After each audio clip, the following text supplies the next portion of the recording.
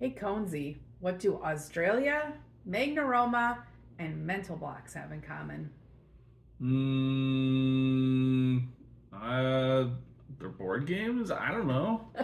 They're all games for this month's 3 and 15. Oh,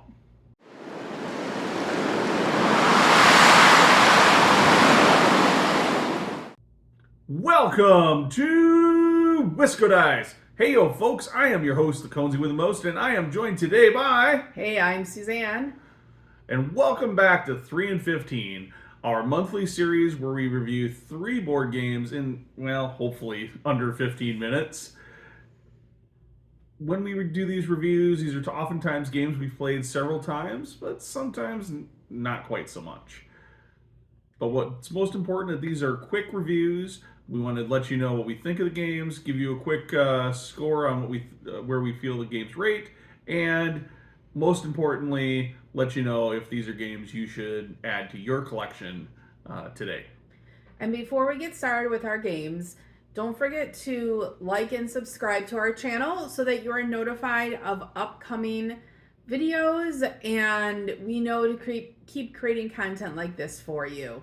Also, if you were one of the wonderful individuals who entered our last 3 months 3 and 15 contest, make sure you watch to see if you were a winner. And this month, we will be reviewing AuZtralia, Mental Blocks, and Magna Roma. So, with that, let's go ahead and get started with the first game.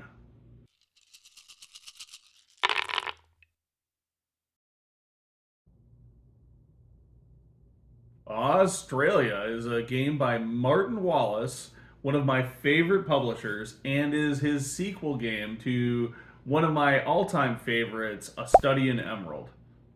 Wait a minute. We never get a Study in Emerald to the table. Why don't we get Study in Emerald to the table? I don't know. I've asked We several need to get that times. game far more often to the I've table. never played I think it. it's mostly I just need to sit down and relearn the rules. Yes. All right, but anyways, AuZtralia is a much different mechanical game, but is a thematic from a thematics perspective. The mythos has been driven back to just the outback of Australia, and you are playing as a semi-cooperative group of people that are looking to colonize, farm, and establish Australia as a place of being able to feed and use the fertile lands and whatnot that is in Australia. Unfortunate part is you will occasionally encounter mythos who will destroy your uh, destroy your farms and your livestock, and ultimately can destroy your base. If anybody's base gets destroyed, the whole group, the whole table loses. The real interesting thing from this game that I think is really awesome is the way it uses the time track for player actions as well as when the mythos activates.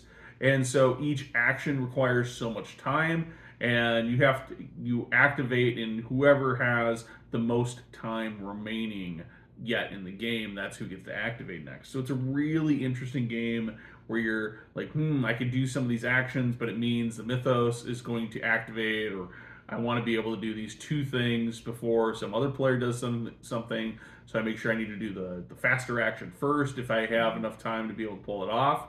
So it's really interesting that way. It is totally in its own little universe, and I did say it's semi co-op. There is a definitive winner if, for some reason, the players can stave off the mythos and none of their ports get destroyed. Then you actually calculate a winner at the end of the game, and the winner is going to be the player with the most points. Yeah, and I mean, I will say, you said this is in the Cthulhu mythos world, and if you manage to survive, that's one thing you have to be aware of going into this game is that there's a high likely that your party will be destroyed. We played this at Gen So, Con, and we were done at a table of four. We were done in 20 minutes, yeah. and it was just hilarity. It absolutely was hilarity, and it was my port who I had played the game before. Suzanne and I both played, and Yeah. it was my port that got stomped, and it was just a hilarity of simultaneous things that the mythos ended up doing to just stomp me really quick, and there was nothing I could do about it. And We re-racked and played again. Yes, this is definitely a game that, hey, if you are eliminated right away, if the whole party is eliminated, that you need to be willing to just set it up. It's quick to set up. Mm-hmm. To reset it up for a game and go again and try again. Yeah, once it's set up, it's easy to re-rack. Yes. So, what do you think of this game? Where do you put it on the rating scale? For me, I was a little hesitant the first couple of times I played it because we were dying so quickly, and it's like, how the heck do you get ahead? But especially after we played it at Gen Con, the 2 times that we played it there, and I kind of started getting it and seeing how you can work together but still work alone, I started really enjoying this game. So I have a 7 for this game. How about you, Conesy? So I will say that it was worth noting that we do rate games on a scale of 1 to 10, with 10 being an absolute amazing game and a 1 being just... we probably aren't going to review ones on this channel. But, unless one of us really likes it and the other but hates for me, I put it at a 6. I really like A Study of Emerald. It's way better of a game. But this is definitely a game that it's got to strike the mood for me. If it was something that somebody was like, hey, I really want to play this, sure, I'll teach it and get it out. But otherwise, yeah, we got to the table once when we just recently got some expansions, but it's most often sitting on the shelf waiting for somebody to dig it out and play it. It does play better with more than 2 players, yes. I think, and that's the hard thing, is that if it was just the 2 of us, I would push for it more to get out. And there's a lot of competition for our game nights for yes. For games that are probably a little more appealing, but yeah, we have gotten it at least in the last year to the table once. It was a lot of fun playing it. We did actually have a winner, I think, in that game. I don't think the Mythos defeated us. I think it might have been me. Probably. I think we were playing it as a 3-player too. I don't think it was a full 4. No. So, anyways, that is AuZtralia from Stronghold Games.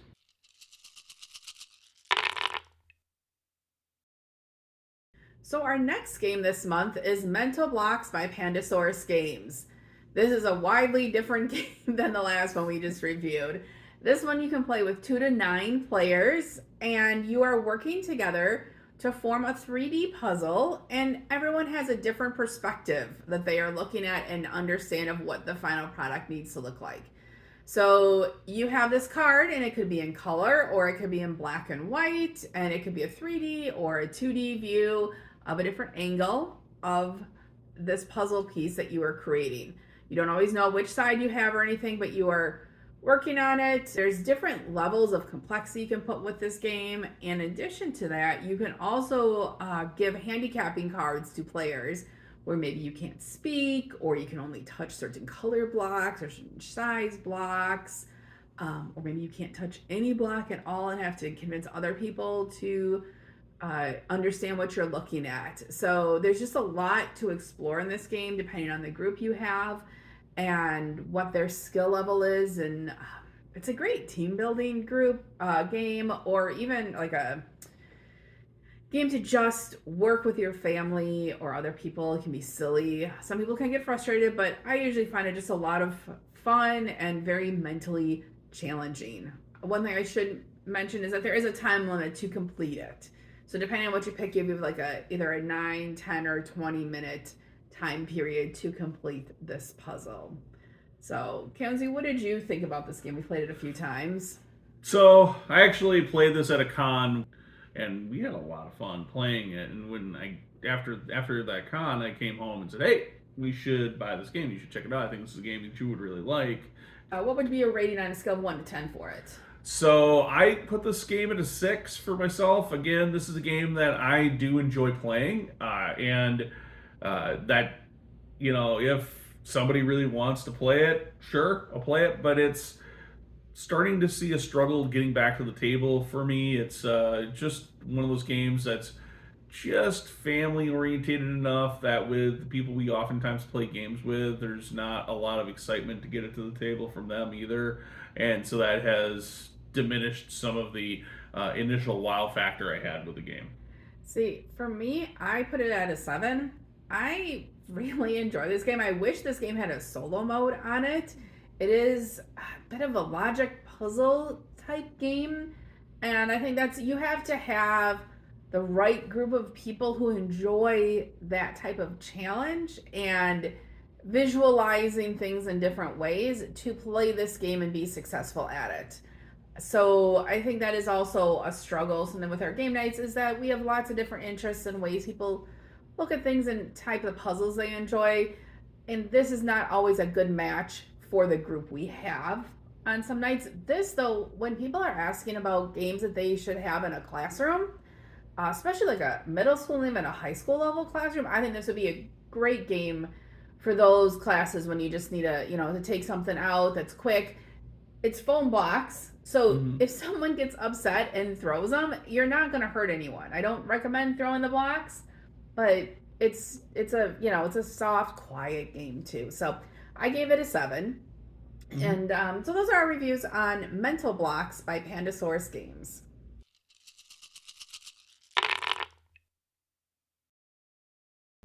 And then, just like that, we roll into Magna Roma. This game is pretty much a tile laying game where players take it in turns to gather up city tiles and build out the beautiful city of Rome. Each newly placed tile must be adjacent to any previously placed tiles when you're placing them on the board. The connections with those adjacent tiles may ultimately result in producing one or more resources, which resources are awesome to have. These resources can then be used to move up various different tracks, which ultimately starts leading to how you unlock endgame scoring and gives you the ability to purchase additional enhancements and other really kind of neat things that can factor into the game and add things to it.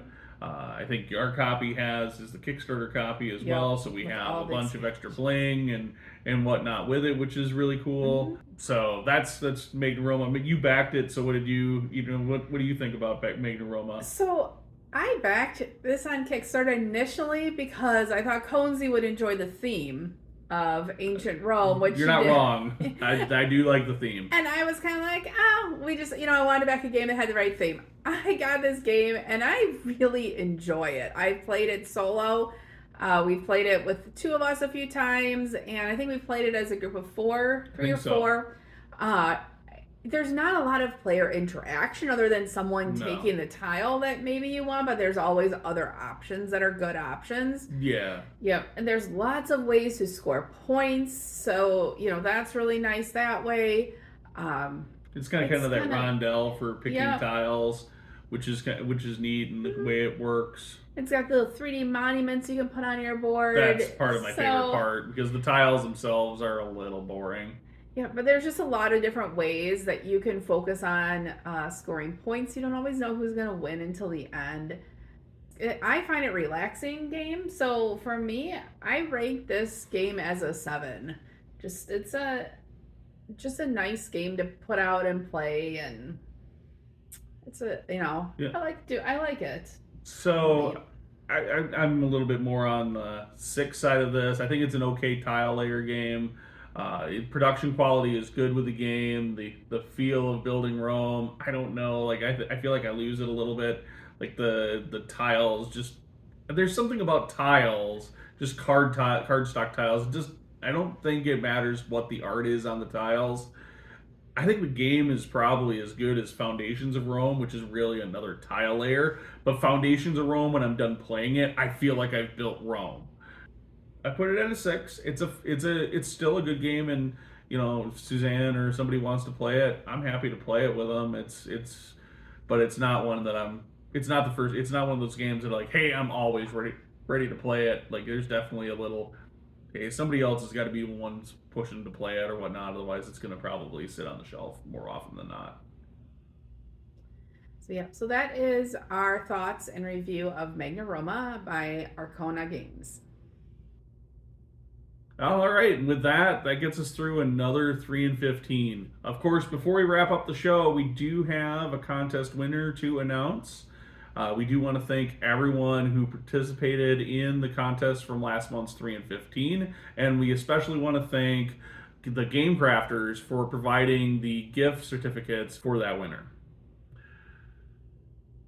With that, we want to give a big round of applause, yay, to Jumpstart Board Games 5249, who dropped us a comment and let us know that their favorite game was Draftosaurus on that 3 and 15 video.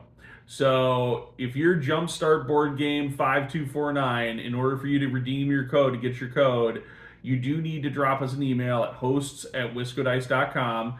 The email is in our about part of the channel, so you can just hop over there to get it. And you need to send us that email by May 31st. Failure to do so will mean that you unfortunately will forfeit your prize, but otherwise you are eligible for a $25 gift code for the Game Crafter. So congratulations on winning our contest. Yay! And there was much rejoicing. And we look forward to holding more contests and interacting with all of our viewers. So thank you again for joining this month's 3 and 15. And before you go, don't forget to like and subscribe. And everyone who subscribes, you may not see it, but I get to annoy Cozy with some cheering and dancing with every single new subscriber, even if it's the middle of the night when I see it pop up. So yes, she does. So if you just want to torture me, subscribe. Otherwise, that's a great reason to subscribe, people. We do appreciate it. It means so much to us. So, please like and subscribe. Hey there, it's Cozy. Thank you so much for watching. We put out videos weekly here at Wiscodice. Check out our channel for more great videos, and don't forget to subscribe. We also have more great content on our website at wiscodice.com. Of course, we do this all for you, the viewers. So please like the video if you enjoyed it, and thanks for watching.